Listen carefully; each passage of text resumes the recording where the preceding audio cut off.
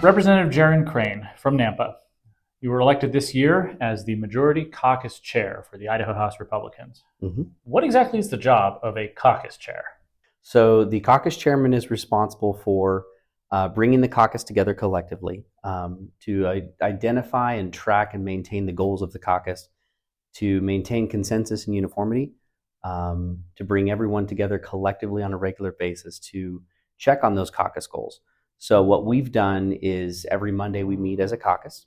We talk about the objectives and the goals that we set as a caucus coming into the legislative session, and we track those. So we know where are we at? Are we actually achieving the goals that we set as a caucus? So I bring everyone together collectively to move in a direction as a caucus to make sure we're achieving the goals that we set. I also bring everyone together to make sure that we maintain cohesion. With 61 people, you've got 61 alpha males and females, a lot of opinions, strong opinions. And so bringing everyone together consistently to keep us working as a team, working as a unit, what's the goals, what's the objectives. The other things that are in my job description, so to speak, as the caucus chairman is to fundraise for the caucus. So I did a pre-session fundraiser. We'll do a post-session fundraiser. We use those funds to support the caucus in many ways, whether that's re-election efforts, getting messaging out, working on social media, things like that. Another thing that I would say is an objective and a job description of the caucus chairman is to market the caucus. So more broadly, we've got 35 legislative districts. So 61 members. My job is to try to get their message out to their constituents and help them do that. So writing a weekly newsletter, putting together social media platforms, sharing in their content, helping them get their message out to their constituents, putting together this show, this podcast, getting them on the radio, getting them on the TV. Anything I can do to help market them is what I would say is part of my job, is to push the message out to the community. We put together news conferences once a month, bring in local media stations to allow them the opportunity to kind of get a recap of the month. What have we accomplished? What are we going to do next month? So that they stay in the know. So it's all about communications. It's all about marketing, messaging, but moving the group of 61 representatives in a common goal, in a common direction, and making sure that we're achieving our stated goals. How do you deal with 61 different personalities, both in temperament but also in goals? Obviously, Republicans vote different ways on different issues. How do you keep people unified when sometimes there are contentious issues? That's a very good question. So we'll kind of break that into a couple of questions. But the first part is I put out a survey and said, hey, as a caucus, what are our stated goals? What are our stated objectives for this legislative session? And so they all fill out an anonymous survey. And they say, hey, we want to do tax reform. We want to do immigration. We want to do school choice. We want to do something with Medicaid. And we identify those things. Now, they're generic in nature. If you were to ask what does school choice look like to eastern part of the state versus the Treasure Valley versus the northern part of the state, it looks a little different. When you say tax reform, what does that actually mean? To some people, is that a credit or is it a repeal? What does Medicaid look like? Is that an expansion or is that putting some sideboards on it? Immigration, how deep are we getting into that? Where are we going as a caucus? So when you state a goal and objective to 35 different legislative districts, it means something a little bit different. So my job is to say, these are the identified objectives. Now, what legislation's coming forward? So then the different representatives will say, hey, I've got an RS being introduced. It's in committee right now. I've got a bill hearing up. This is where it's at. And we're tracking those, but it does look different from person to person. But what everyone can respect is when we have identified our goals and objectives as a caucus and we've achieved them. It may look a little different on how they wanted a tax bill to look, but we achieved an objective, and they can get behind that. I find it interesting that both you and your counterpart on the Senate side are both sophomore legislators. Still a little bit new, a little bit young. What made you decide to run for this position? I would say I saw an opportunity to, I think, enhance in the community the Idaho House Republicans. I think that one of the things that's unique was we took on right out of the gate. I got elected in November, end of November, first week of December for the reorganization session. And instantly, as soon as I got elected, I was contacted by Louisa Holtzclaw, who actually runs our Legisladies and Gentlemen group here in the Capitol. And she said, hey, could you do that service project? We talked at the North Idaho tour when she found out I was running for caucus chair. And she said, if you win, could we do a community service project? And I'm like, absolutely. So within about 10 days of me winning that election, Louisa had contacted me and said, hey, can we put kind of an end of year service project together? I said, yeah, absolutely. So we began to start raising money. We raised over $15,000 in the matter of about 10 days. We were able to provide shoes and clothes and things for foster kids that had aged out of the program here in Idaho. And that heightened in the community that the Idaho House Republican Caucus is not just a bunch of legislators. We are community members.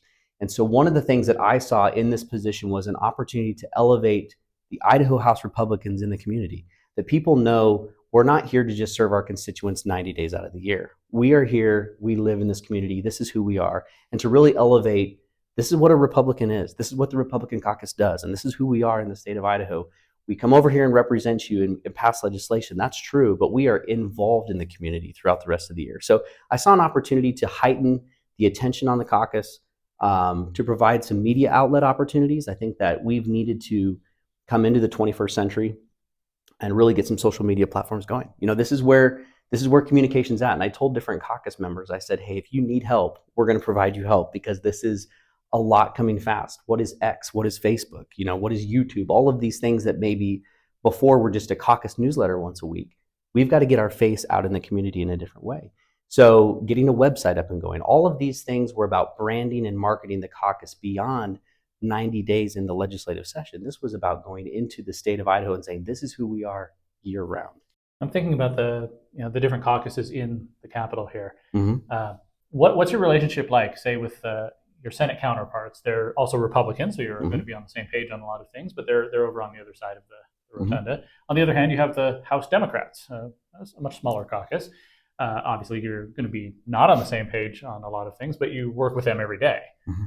So what's it like interacting with the other caucuses? Start with the Senate. It's been fantastic. We were talking just the other day in a leadership meeting and saying things are going so well, and it's true. The leadership team in the Senate is fantastic to work with. My counterpart, Senator Taves, has done a great job with his caucus as well. But we get along on such a good level. Our leadership teams in the House and the Senate, working with the Democrats, same thing. They're people. They're Idahoans. They're people. We see policy different, and that's okay. But that doesn't mean that we don't be kind. It doesn't mean that we don't say, "Hey, where are you at on this bill?" I passed a bipartisan piece of legislation this week. They are still people. They are still legislators. You may need them on an issue, and then on another issue, you may lose them. That's okay. That's what this is about. That happens in our Republican caucus. I may have some Republicans I get on the bill, and some I don't. That's okay. The first bill I carried out this year, the immigration bill, was a complete party line vote. 61 Republicans, 9 Democrats. Complete party line vote. I turn around and carry a riot piece of legislation this week, and it goes 44-26.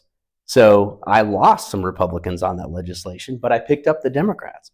That's just how it works. That's what this process is. They see an issue one way, they see an issue another way. But you have to be able to get along with people. Poking anybody in the eye and then asking them to vote for your bill isn't going to work. So you gotta work with people. You gotta get along with them. You gotta build relationships. It's a relationship business. In your role as caucus chair, do you do a lot of work with trying to get people on board for certain bills? Trying to whip votes, as they say? Okay, so depending on the issue, we don't have. I had a call from a former legislator this week, and he said, "Hey, is there any way that this could be a caucus piece of legislation?" And I said, no, I don't think that that's possible. I think that the legislator needs to carry it himself. Now, if he wants to come in front of the caucus and talk about his issue behind closed doors with just our caucus, he's absolutely at liberty to do that. I can call a caucus meeting at any time. He can bring up the legislation and talk through it. However, it's his job as the legislator to go around and get support for his legislation. And that's kind of where that lies. Every representative has to go and do the work to get the votes. It's going to have to happen. So what are some issues that you have been carrying personally? Besides your caucus chair role, you're also a legislator. You're representing your constituents, and you have your own issues. What are some of those things that you're bringing forth this year? Yeah, great question. So I have, obviously, the immigration bill has taken so much of my time. I started that last year at the end of session, and we ran out of time, got it over to the Senate side and ran out of time. So we brought that legislation back around. With regards to that, we brought forward the dairymen and we brought forward the home builders. They had some concerns about the legislation and what it did or didn't do. So Representative Skog, my counterpart on this bill, we sat down and we talked through the legislation with him. We worked through some nuances to make sure that we're really targeting the criminal component of what's going on. We then got that passed off the House floor. It's over in the Senate, and Senator Anthony and Senator Lakey had some ideas on a piece of legislation they were bringing forward. So we're currently at a stall on that bill, and it's probably going to end up getting amended, and they're going to add in their I guess you would say their ICE agreement, but it's how we work with ICE in order to process deportations. Great wording that they have put together there, and it's a friendly amendment that Representative Skog and I have agreed to. We did a press conference today with the governor on that, and he signed an executive order where we're going to work with ICE, we're going to work with the federal agents to get them what they need. In that press conference, Senator Anthony mentioned our bill and said, hey, we're coming forward with this bill, and it's going to make it, and we're going to move this on through. That bill, because the issue's so large, it's spent a lot of time on it. In addition to that, I'm always looking for ways to help law enforcement. Law enforcement in Nampa had an issue with riots. Specifically in Nampa, we have gang activity. So they brought forward a piece of code for rioting code that was existing statute. And they said there's nothing right now that is a penalty if a person is harmed in a riot. And the reason they need this is gang on gang fights. Even if they're rival gangs like Nortos and Serenos, if they're having a fight, they will not rat out, they will not narc on each other. So if one person gets stabbed in a fight, they will not tell the law enforcement who stabbed them. So law enforcement, if they can't find a $500 physical property damage, nothing can happen, even though a guy gets stabbed. So they said, if we have this penalty in code, we don't have to say who stabbed you. We don't have to have a victim come forward. We can say, you stabbed him. We now have action. So that was a piece of legislation brought forward by Nampa PD from the gang unit.